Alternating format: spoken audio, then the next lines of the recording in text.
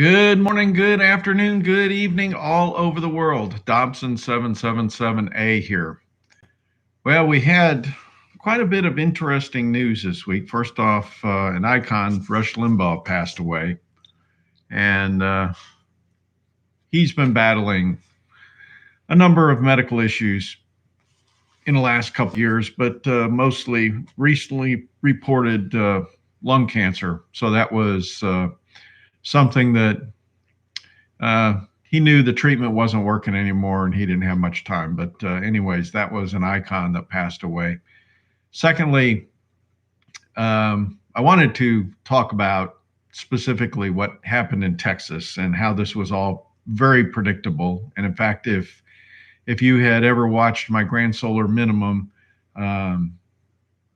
video, and I have directories set up on my YouTube channel. If you go in there, there's actually one called Grand Solar Minimum. I have a very detailed video, and I did one originally in 2018, and then I updated it in 2019, and it's probably overdue. I need to do it again. And I predicted a lot of what happened in Texas. I absolutely nailed it. Now, I'm not saying what happened in Texas was Grand Solar Minimum, but I believe it was a perfect example of what's going to happen over time. And we are not prepared, folks, especially with this green energy stuff that they've been doing. I found some articles, and I'll probably do a detailed video later, but I'll just give you a summary of what some of my research is showing right now. I think they took a total of 6 or 8 coal power plants offline in Texas, and it's because they put all the windmills up. And the windmills are about 13% of the energy.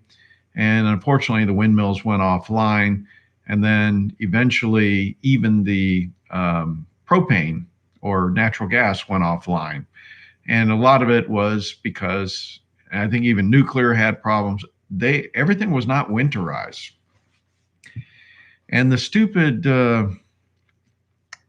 I think this is just because we've got people in charge now that do not plan for the worst. I even pulled up historical records of Texas, and these temperatures that they saw was not outside the historical norms of the low temperatures that they've seen. Approximately every 10 years or so, they see these kind of temperatures. So going all the way back to the 1900s, I found several instances of down to like 5 degrees in Dallas or less. And so a lot of this, what's happening is these planners are incompetent, and what they do is they design to temperature averages, but that's not the way you design to. You have to design to worst case. And they even did not have, I told you before, everything's designed to just in time. There is not any fluff in the system. And so you have to have reserves set aside. Just like in a lot of big cities, they'll have these peaker units set up, and they'll be able to take on extra load that might occur during peak times. But in weather events, you have to do even more. You have to have reserve power available that you can bring in case there is a cascading type failure that occurs. So there's a lot of lessons that are going to be learned in here, but they're dumb lessons. These are actually asinine lessons. And it's from amateurs that have been put in charge. It reminds me of like communist countries where they'll put like relatives in charge of stuff, and they don't, they were previously shoe salesmen or something, and they don't know how to do the professional way. And so you end up with this third world type stuff. But that's kind of the highlights of, and I have begged you, I've done videos. I remember telling you, you got to bring money forward, because this isn't like somebody's written here, do I think it's to crush Texans' succeeding vote? No, that's not what it is. This is just pure incompetence. You have to understand, this is something that people have short memories about weather events. And unfortunately, because we've had relatively stable power for a long time, but you have to remember there's unintended consequences when you change to something new, like these doggone windmills. They sit there and they cost a huge amount of money to put these things in place, and they have to offset that cost by saying, well, why the heck we got this power plant? We're paying people to do this, and we didn't knock those out. And they don't think about what happens, like in this case, and they don't think about that a lot of the instrumentation and everything has to work at absolutely considerably lower temperatures than average. You have to do worst case. So this is a problem that is going to take, by the way, a lot of money and a lot of time to resolve. You hate to pay for things that only get used every once in a while, but that's kind of the problem with solar and wind, is you have to have a base load to for, like when it's bad weather. I mean, you think about it, even solar, when we had all of the snow and everything else going on there, solar doesn't work. I mean, not only when it's covered with snow, but just from the cloud cover. Windmills were icing up, and apparently there are some things they could do where they could put some heating elements. You think about windmills are similar to like wings on a plane, and they have to do things to de-ice. But in this case, they just shut them down. So I talk about on this channel more and more about the fact that the society is so complex, and I have huge concerns with if we do have a serious, long, drawn-out weather event, and we lose power, even like a CME, we talked about a coronal mass ejection. If you lose a substantial amount of the population, you cannot support this complex society. We have known for the past, I'm going to say roughly decade, that our jet stream kind of broke now. It doesn't have the same type reliable patterns that we've had before, and that's why we're ending up with this new terminology you hear about, the polar vortex. And what's happening is now we are seeing these cold temperatures just coming all the way down, not just from the northern, but I mean, it actually went all the way down to Mexico. And it was a much longer duration than some of what we've seen in the past. Normally you might get it for a few days, but this was closer to a week or more. And I've got lots of reports. I probably need to get some interviews online to talk about what's happened, where some folks have had to bring multiple families together into one house to just try to heat one house, because I don't know, some of you guys have seen the electric bills have been, $1,500 or something instead of like a couple $100 normal. A lot of people are not going to have the money to pay this. This is going to be a major problem. So it is, there is a lot of fraud. I think mostly this is, well, remember the federal government subsidized this asinine behavior with these windmills and everything. So people did not want to lose the federal money, so that's why they went ahead and did it. They got it in and set it up, but it's creating insane, bizarre incentives. All I can tell you, and all I've been trying to tell you, is do not rely on the government. Don't rely on your utilities. This is really necessary for you to protect yourself and your family. I honestly, well, look, I'm going to tell you right now, I got my last electric bill. I told you I've been in the like $120 range. In the deep middle of winter, my last electric bill was $80. But I'm using a wood stove and it takes work, so I'm generating my own energy in the form of heat rather than using heat strips. When it's below freezing, these damn heat pumps do not work. So by having wood, all you need is a dang match. I use these pine strips. I forget what they're called right now.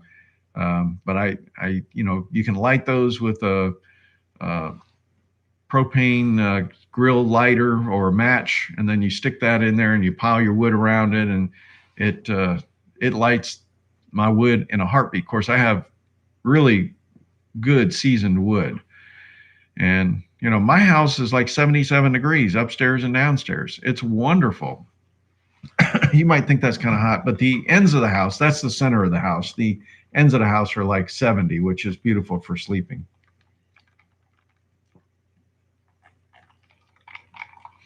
Yeah, crony capitalism, that's some of it. All right, let me see who's on here.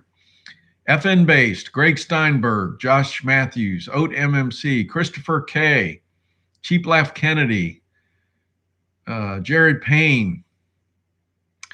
I think I got this. You got to watch your language, Christopher.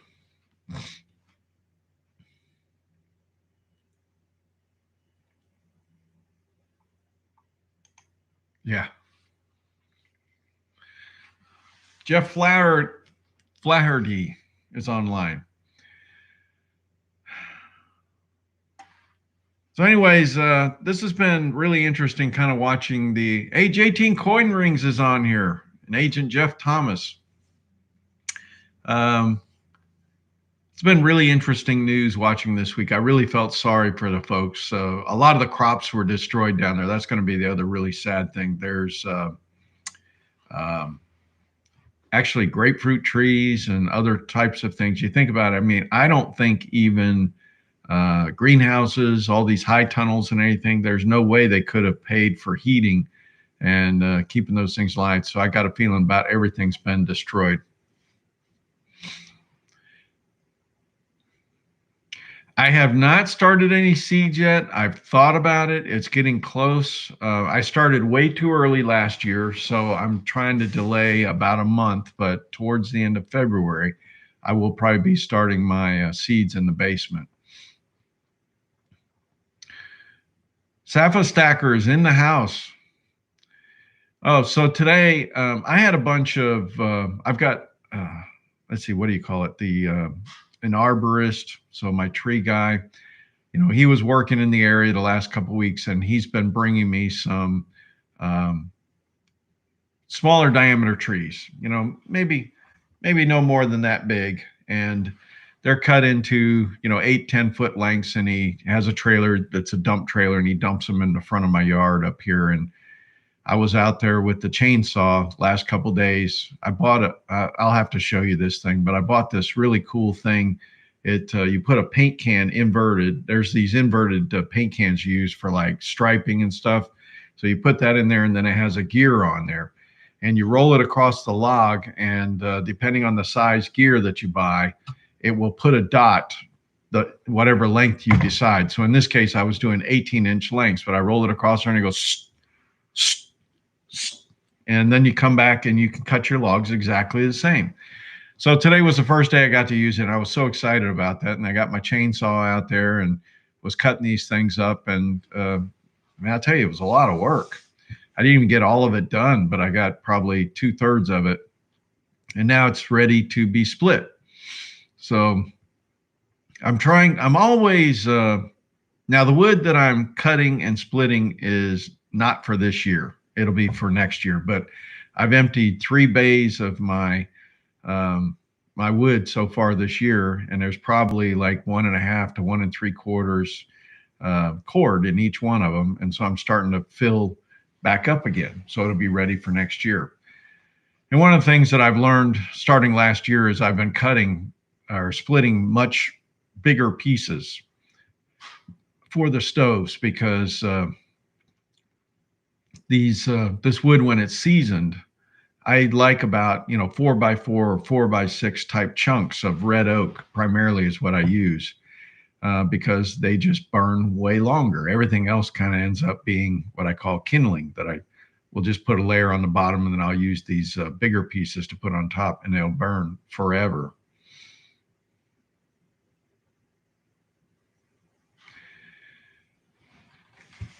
So if you watch my Grand Solar Minimum video, I did this in 2018, and I said, this is what I think is going to happen. And a lot of things that happened in Texas was predicted in my video. I just gave you a very practical analysis of knowing how things work and how big companies operate and utilities. And I made a decision in 2017 to try to duplicate all of my utilities that I could. And so where I couldn't put a well in yet, I decided to put big water tanks. And so I have a big cistern in my basement, and I have water tanks outside that I do rainwater catchment and everything. But I plan on this year actually getting an actual water well, and it'll be able to run off of my solar. So that means the normal water pumps draw so much power that the battery banks can't supply the power. So you have to use a particular type well pump. So I'm going to be using one specifically for that. But yeah, all of this stuff, like doing your own food. I mean, we already saw this year, excuse me, last year. Remember all the rationing of the food, or did everybody forget already? Have you mitigated that by, buying a bunch of canned food, getting a bunch of rice and beans, storing it? You need to, I think you have to realize that we need to be more self-sufficient in everything. So you think about, I think I've shown you, I'm probably going to have to repeat some of this, but when I first started doing the wood stoves, I noticed my wood stoves, even though I had 100 and something BTUs, 100,000 BTUs between the two wood stoves, the house was not comfortable. So you know what I did? In my attic, I put like an R80 insulation, and I should do some videos to show that again. And I'm telling you right now, I can keep my house perfectly comfortable. It's wonderful. But I got to have a lot of wood. So I try to keep at least 2 years of wood on my property. And in that way, one, I'm keeping my electric bills down, but I'm keeping the house very comfortable. And I'm learning. I really am trying to be able to learn all the way, or live all the way like the 1800s. You got to go back, think about how did they do things back in the 1800s. Now, I'm going to tell you right now, if we go down to where there's no electricity and you're having to do everything manually, life gets really hard. It's going to slow way down. But guess what? You will survive. So all this canning stuff, this is all, and curing, whatever. All these things are lost arts that people are just used to going to the store and get when they want. You've got to figure out how to store things. Having a basement like I've got, oh my God, what a beautiful way to keep things at a constant temperature. And even if the temperatures were to get very severe here, I can live downstairs because the temperature is maintained by the earth. So you actually get natural earth heating as well. So it's not going to get extreme. I just keep enough of a fire upstairs to keep the pipes from bursting, but you could be very comfortable downstairs. So let me see. Yeah, actually, we had a grand solar maximum that ended in 2009, and we're heading towards what we think is going to be a grand solar minimum. We're actually in a solar minimum right now, and we should be exiting soon. But the estimates of the video that I put together were we're going to have virtually no sunspots, which indicates our maximum is going to be extremely low compared to normal. In fact, we've been dropping precipitously the last several solar cycles. So it's very likely we're just going to see much cooler weather than what we've seen historically. And it's going to be a problem for people to adapt. I mean, a lot of people, this is the other thing most people don't think about. When you live up north, the houses are designed for cold, tremendously different insulation requirements. Down in Texas, it's a more moderate temperatures down there. And so they don't have the things insulated properly. So that's why they had a really tough time.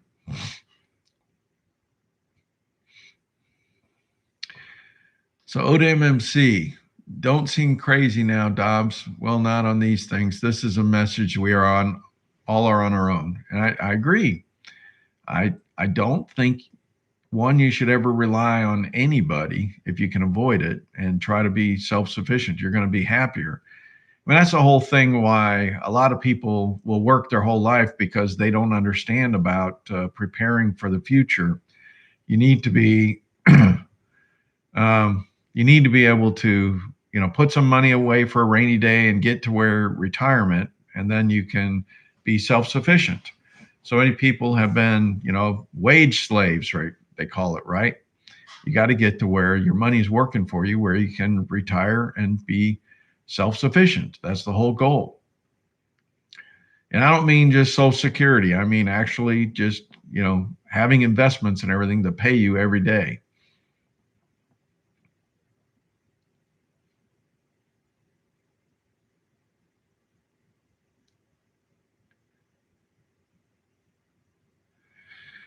Bill Gates and friends are planning to block the sun. Yeah, I've seen some of that stupid stuff. They're actually really just trying to freeze the planet now.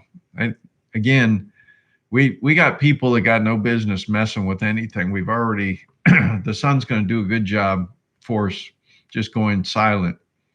If you look at my video, I actually showed the last several ice ages are getting worse and worse. And so when we go into this next one, it's probably going to be like 2/3 worse than the last one.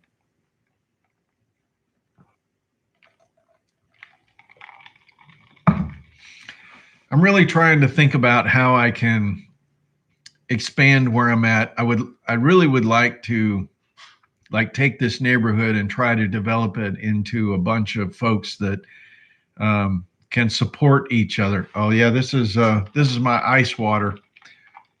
For some reason, I didn't feel like. Of course, I was out there working, cutting wood and everything. It was 45 out there, so it was beautiful for doing that. But I'm thinking about buying some of these houses here and trying to get some folks, friends, or whatever to move in this neighborhood where we could, each be developing, different things. Like maybe somebody could be raising some hogs and I could be raising, like the rabbits and chickens, and maybe other people could, do something else. I mean, we need people that can make clothes maybe from the rabbit pelts. We can, you got to try to figure out how to be, what would you say, where we're complementing each other, not necessarily duplicating, but complementing. You might duplicate certain things like chickens. They're super easy to raise, so everybody has their own eggs and stuff, but I don't know. Try to figure out how we could do that.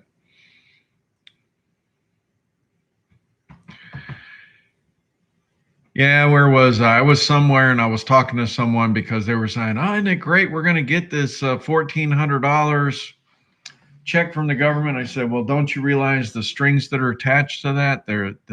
How that's diluting the money that you already have in your pocket and savings and everything. And he's like, I never thought of that. I go, yeah, you're basically letting them cut your own throat by doing this.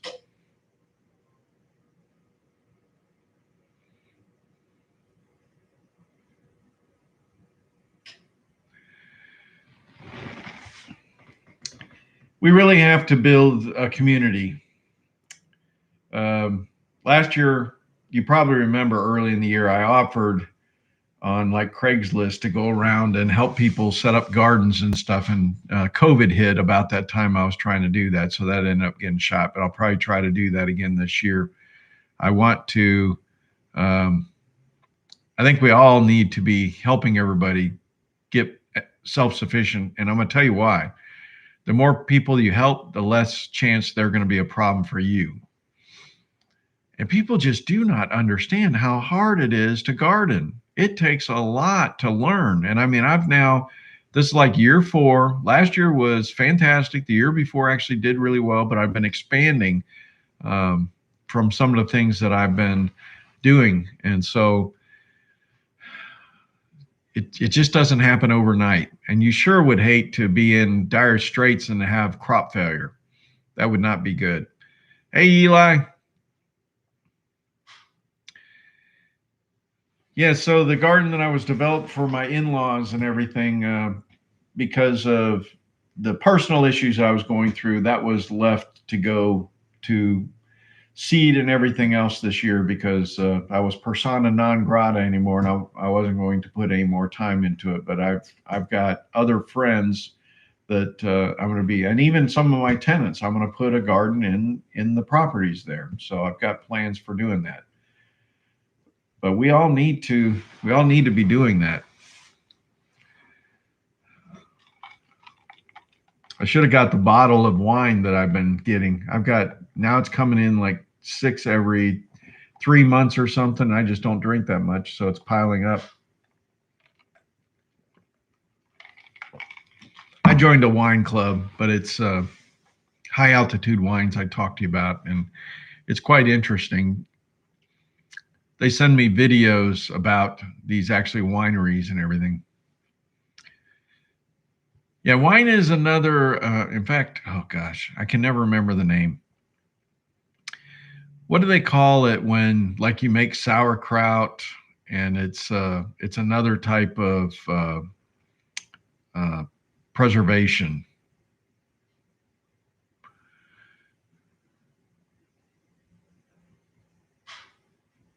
I can't think of what they call that, where you kind of let it spoil. It's more like spoiling or something. There's another name for spoiling, but in any event, that's a fermentation. So, you know, just like beer and you have wine, that's a fermentation. You can actually do food, which I never grew up with eating a lot of fermented type things, but that's something we need to consider so that it will just give you variety. In the old days, nothing was ever wasted. So fermentation is another thing to consider. All right, so let's talk about, I don't think that gold is being manipulated. Well, I shouldn't say that. I have told you that I believe it is being planned on a particular increase, right? So you could call that manipulation. Somebody behind the curtain is, determining what the U.S. dollar is going to be versus all the rest of the currencies. So there's this ebb and flow, and it's also interest rates. It's a lot of different things. Remember, money flows where it's treated best. You know, this week I should be able to do a video that shows where we are in the pitchfork chart and try to determine, what's happening. But when they're printing all of this money, you would think, or currency, you would think that that would be depleting the dollar. But at the same time, where is that currency going when it's printed? Is it going into the stock market?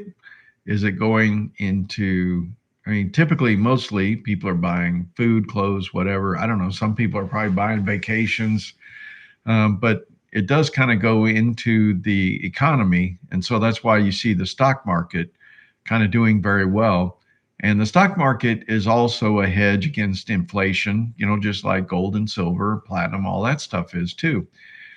So the only thing I can tell you is, since the stock market kind of broke in 2018, gold, silver, platinum, and miners have outperformed the stock market, but that doesn't mean the stock market's gone down. It just hasn't gone up as fast. So we have to decide, is the trend changing to where, currency is flowing at a faster rate to somewhere else? Or is this temporary? Everything that I believe is going to happen, I believe that we are going to see this money released from the government at a larger and larger rate. So remember, they started with $600. Actually, what was the first one? I think this is the third one that's coming through, right? So I forget what the first one was. Did they do 600 and 600 and then 1400? I can't remember anymore. I got to go pull that together. But you notice that we all of a sudden have jumped up to $1,400. So they're going to try to mask a little bit the effects of inflation, which, by the way, have you seen oil? Gas prices like $2.50 a gallon here, where, before the election, it was like $1.80. So that's a pretty dang good jump. So anyways, we're going to see some things happen, and they're going to try to mitigate it by, it's kind of silly when you think about it. It's like they're going to print a bunch of currency to give to you to say, sorry about that. Sorry you're out of a job. Sorry the prices are going way up. Why are the prices going up? Well, it's because the dollar is failing. So we're going to give you more money to cause the dollar to fail faster. And then we'll give you more and more money. So this is This is like a death spiral. All right, so let's read some of these comments here.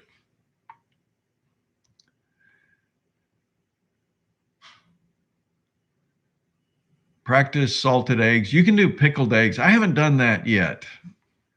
That probably would be really good. Anybody ever do like the bread and butter pickles? I wonder what bread and butter eggs would taste like. I might try that. Yeah, I have not bought any precious metals in a long time because the premiums are astronomical, folks. Now, if you were able to buy from an individual without having the premiums, I would say that's okay.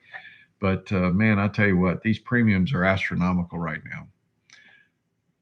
Interest rates on treasuries are rising, so investors are steering away from gold. Little do they know what's around the corner. I agree. But remember, money is it goes where it's treated best. So right now, temporarily, that might look like a safe haven, but I think bonds are a trap. So they're going to be sorry.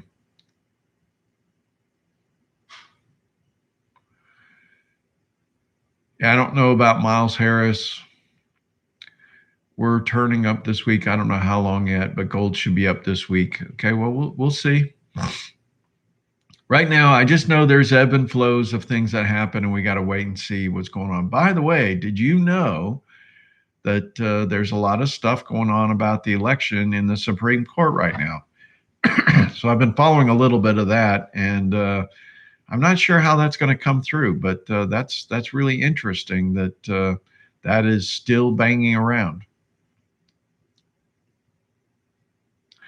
Platinum is doing fantastic. It was interesting that it was probably 10 days ago I'd put the platinum was breaking through 1200, and then 5 days later it was breaking through 1300. It backtracked a little bit, but it's like, golly, in less than a week it jumped up another $100. So platinum's been doing fantastic.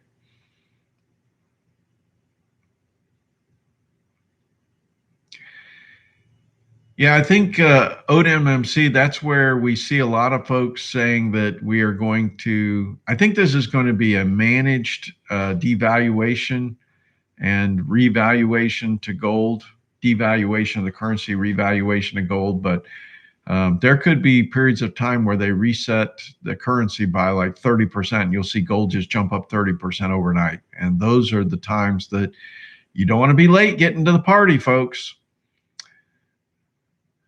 Yeah, Gain Solar Services. That's my solar guy, by the way. Fantastic. I guarantee you, I am going to be buying a super duper battery system. I'm going to replace the one that I've got and put in something that I can use the majority of the battery power. So that's on my list this year as well.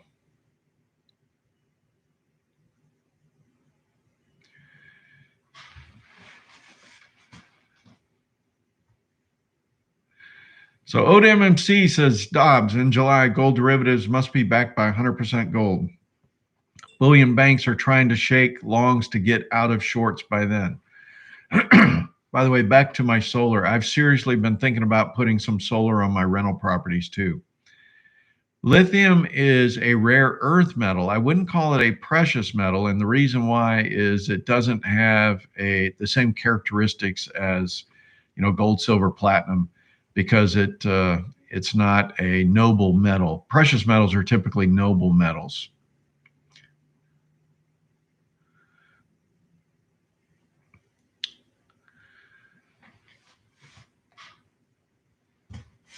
So Saint Danger, if you go into my power generation area under my website, I talk about the controllers that I did. Now, Gain Solar will tell you what I put in was a commercial style controller because I wanted the option to be able to use pretty much any battery. So I put in something that most people probably would not want to pay for, where you could just go buy a Tesla Powerwall or something. Everything's kind of self-contained. I wanted something that was more flexible.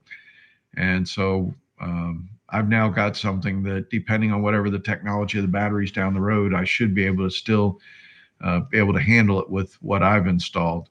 So I'm real pleased with what I've done. Yeah, the battery prices are expensive. Now, I did talk about a couple of weeks ago that I think I'm going to add some companies in that are doing the solid state batteries, because I think that's the ultimate.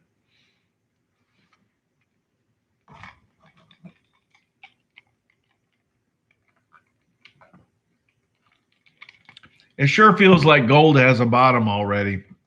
I forget what I was looking at the other day. It might be 1750 or something. I see it bouncing off of that, but I haven't done my charts. I've been a little busy boy here. Some things are coming together really quickly, and I'm hoping that I'll be fully focused here. But I'm gonna tell you right now, I have been just so happy for like the last 5 months or something. It's really, things are starting to look up, and I can see the forest from the trees. I can tell what my future is going to hold, and I'm just ecstatic of how things are working. So just got to get through a few more things. I can't talk about it a lot.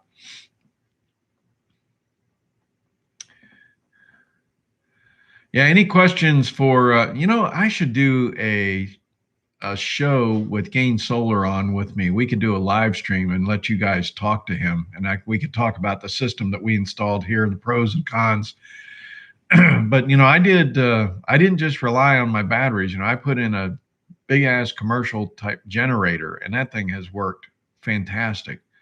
So I've had about 3 or 4 times that I've used my system, and it's really nice.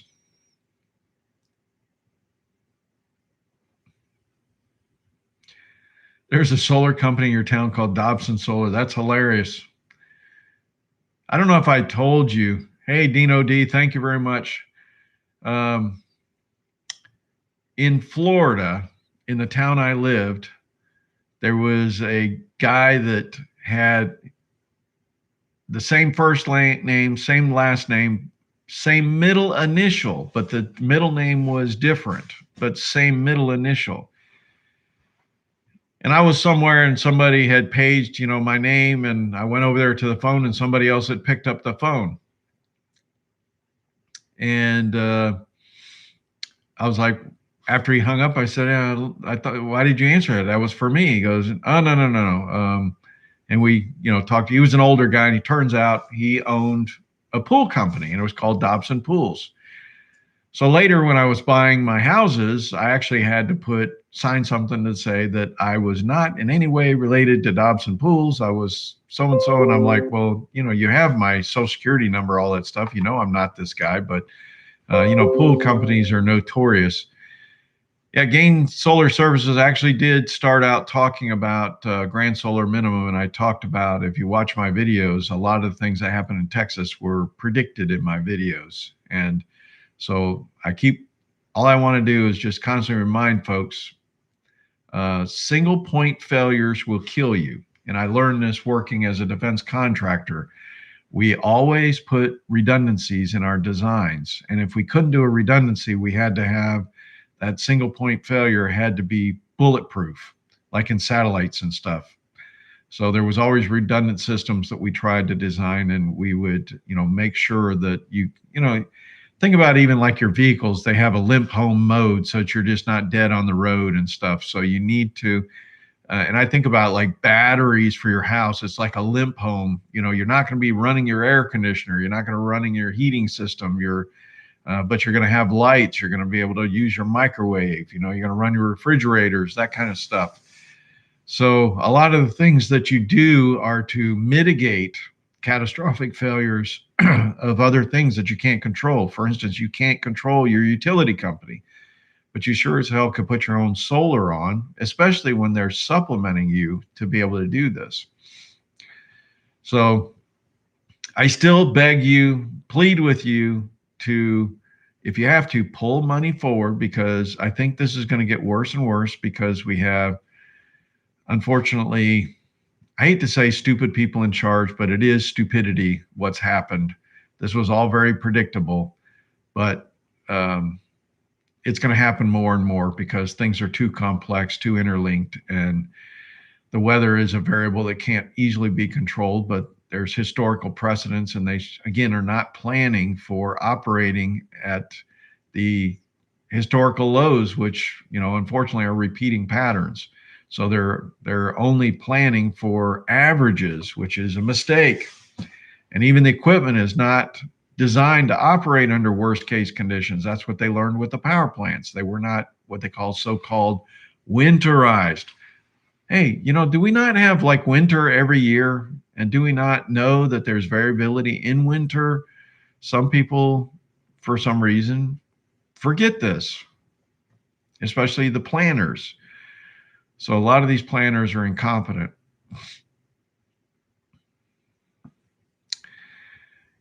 So ODMMC, I talked about during the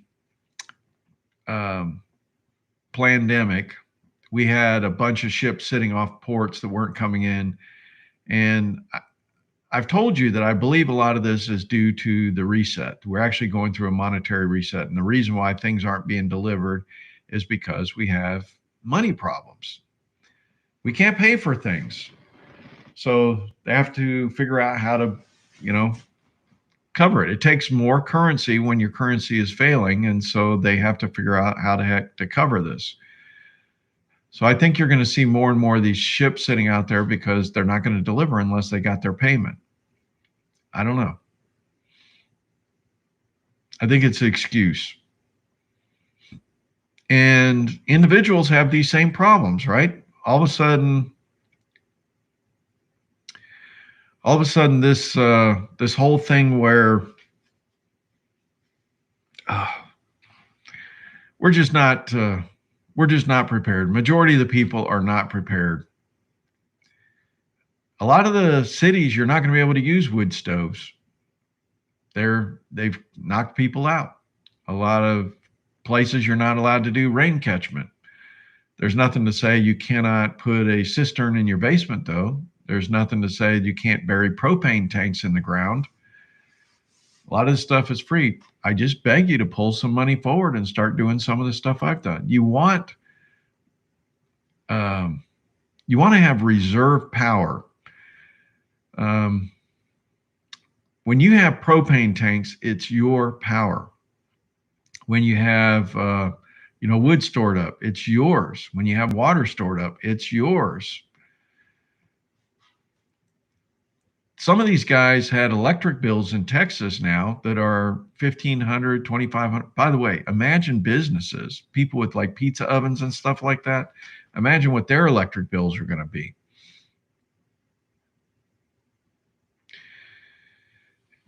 I did a video probably over a year ago. I said, think about what if all you have is all you're going to have? I mean, if we go into full collapse, there may not be stuff that you can get. Like if a CME comes down and we don't have power for 10 years, there's not going to be any manufacturing. There's not going to be any deliveries of anything. So whatever you got is what you got. That was the video that I did. And you got to think about along those lines. Texas, for over a week, they're down there. You ain't getting no food. You're not going out to the store. You're not going to, it's just cut off. You're cut off from the world.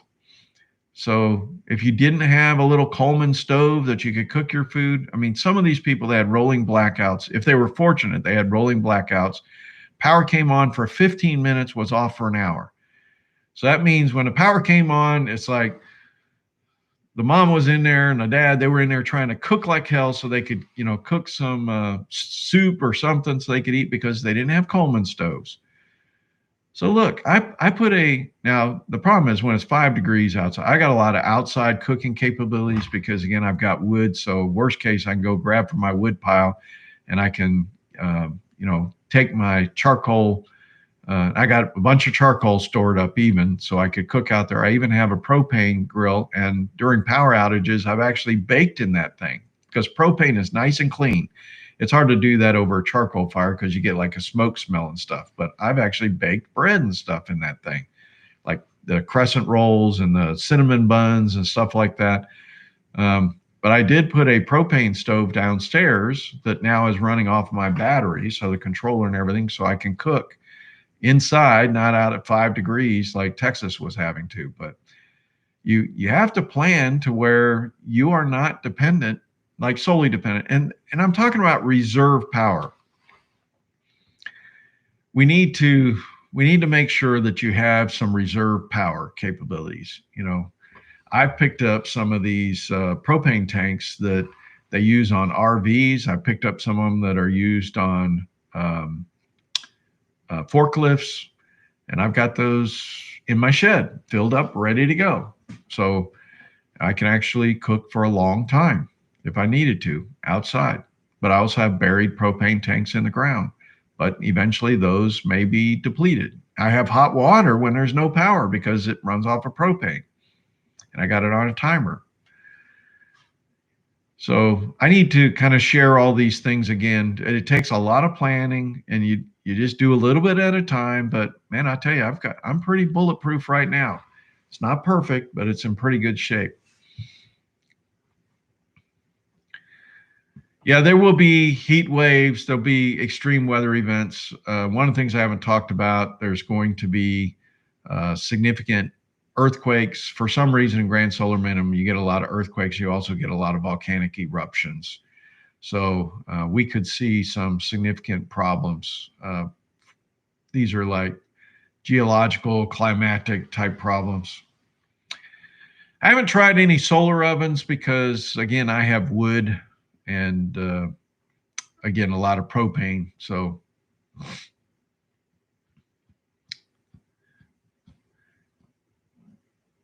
yeah, Bitcoin is kind of an interesting thing. I kind of sit there and watch it. I just worry about the day when governments just say, nobody could ever use that now, and it just shuts off and you just got dead money sitting there. That's what I'd be concerned about. Man, I've already talked 47 minutes. That's hard to believe. So Gain Solar, he's saying the Cummins generators are 2 to 3 months out. That was before the Texas thing. So are you talking about the ones that that are hooked to like what do they call it? Hooked into like the natural gas lines or propane? I don't know what those are. I need to do a video to show you how I can convert a gasoline engine to propane. In fact, I'm thinking about my little bitty car that I've got. I'm thinking about converting that to make it a biofuel so it'll run off the propane tanks that I have as well. I did change the back brakes on that and change the oil, which was looked like it really needed an oil change bad. So, you know, that thing is in good shape. It's actually ready for paint. I think I'm going to prepare that for painting now. That'll be a good little project. I'm just going to use like I've got this company that I did a truck one time where you use like this bed liner paint, and it's really easy to do. Diesel generators. Yeah, hit that like button. We got 46 people watching.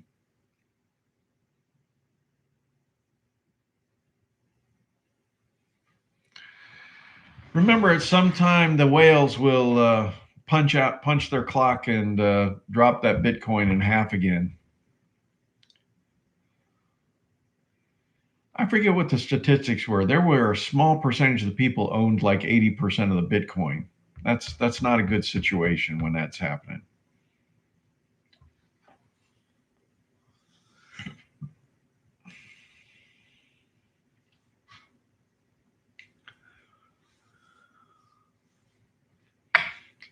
I definitely, if I lived in a house that was not well insulated, I would begin insulating the crap out of it. If you knew that you couldn't relocate, I would be putting in double pane windows. I would be getting some kind of generator. I would be getting, reserve fuel. If any generator that's gasoline, you can make it. In fact, a lot of the generators are biofuel now, so you can run off of good sized propane tanks. I've even got a backup propane generator. I love propane because it doesn't go bad like regular fuel.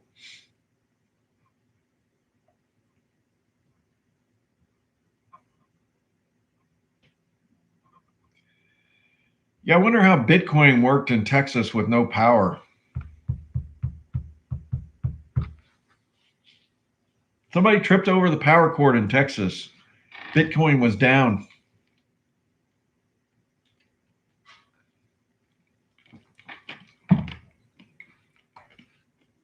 It really doesn't matter. There was no currency that was working in Texas because everything was just locked down.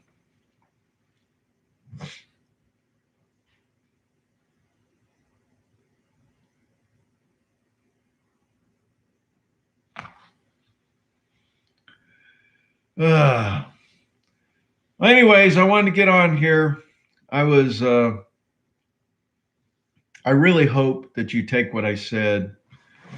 And I mean, I really worry about everybody.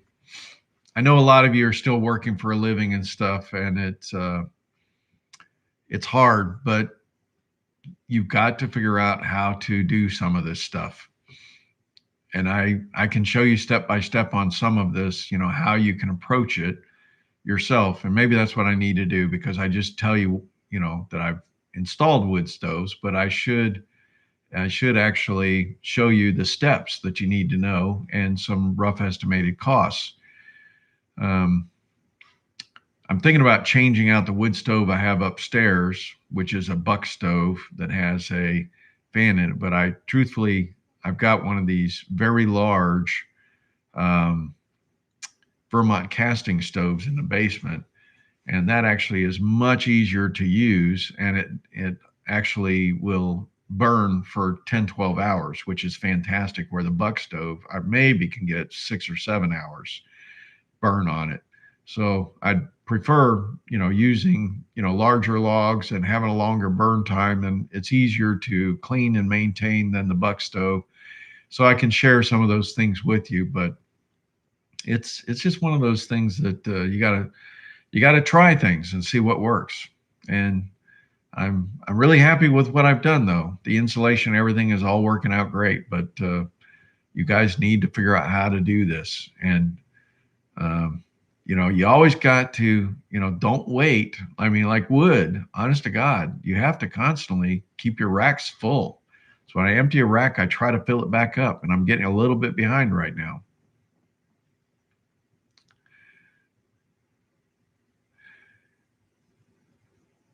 Yeah, so I'm guess what I'm telling you is, even though I'm a metalhead, and I like my miners, I have prepped the hell out of everything. So I think you're better off not putting all your eggs in one basket, and try to make sure that you've got reserve. I'd say energy, so food, water, energy. Your shelter is fully up to par, because it doesn't do any good to have a lot of energy, but it's just all escaping out of your house. You need to make sure that thing is tight. I'm also concerned, and I've mentioned this before, with inflation.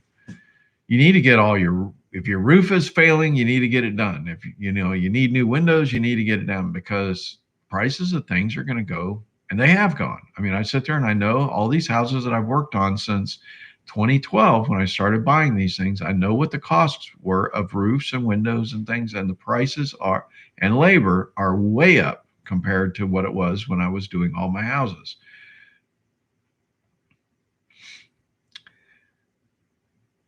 So Josh, I will tell you, my wood supplier, he says nobody has wood stoves.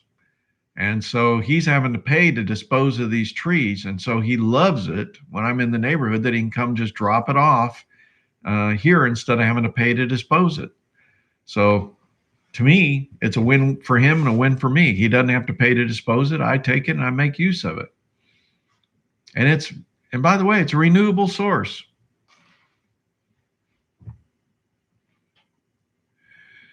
So prepping is cool only if you live away from society. Now, what most people don't understand is the very large cities are going to be the kill zones. If you live in the more rural areas like I live in, these people are the people you want to be around. The city folks, they have no way to be self-sustainable, and those guys are going to be killing each other for whatever's there. This is a totally different type of living when you're out here in the more rural areas.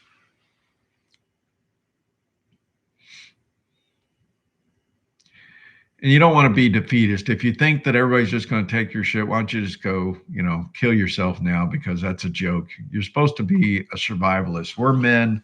The majority of the people on this channel, 98% or something, are men. And I'm trying to talk to the men, majority of you guys. It's time to take control for your family and plan for the future. Don't wait for the future to smack you in the head. It's time for you to take control and get ahead of this thing, because I've talked about before, we have a number of challenges that are going to be hitting us one after the other. And I stepped them through each step, told you what was going to happen, roughly when they were going to happen. I didn't know exactly, how it was going to happen, but it's all coming together. So you need to try to figure this out and just get it done. It's falling into play, and it's just going to get harder. Life is going to get harder and harder and harder.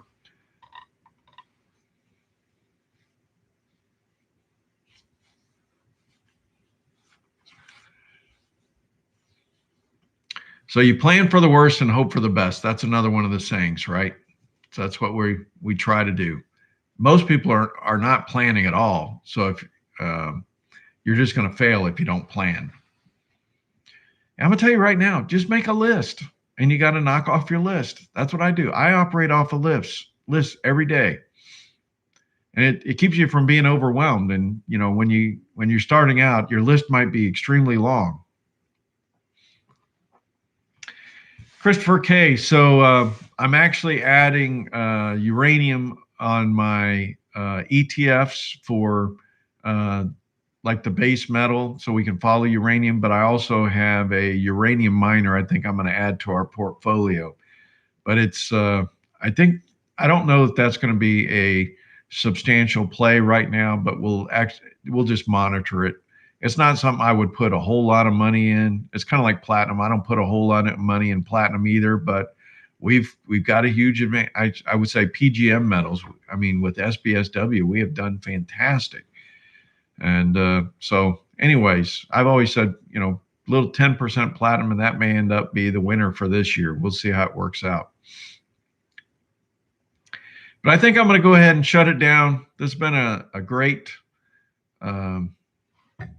live stream. We've had a lot of comments, which is great. So I hope everybody's treating you well. I hope you're doing well. Do the best you can. God bless.